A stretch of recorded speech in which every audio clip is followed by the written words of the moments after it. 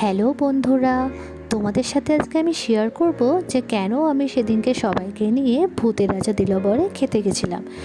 হ্যাঁ, আসলে আজকে আমার মায়ের জন্মদিন, কিন্তু এটা আমরা দুদিন আগে পালন করেছি, মানে স্যাটারডেতে আমরা সবাই মিলে গিয়েছিলাম। যেই মানুষটা আমার জন্য সারা জীবন এত কষ্ট করলো, তার জন্য এটুকু করতে পারবো না? তোমরাই বলো।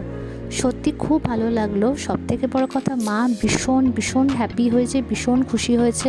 মাকে যে আমি এইটা দিতে পেরেছি, আনন্দটা, এটাই সবথেকে বড় কথা।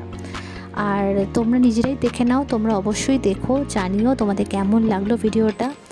আর অনেক দিনের এটা ইচ্ছা ছিল আমার যে মাকে নিয়ে এরকম একটা সেলিব্রেশন করব, কোথাও গিয়ে মাকে একটু অন্যরকমভাবে আনন্দদান করব।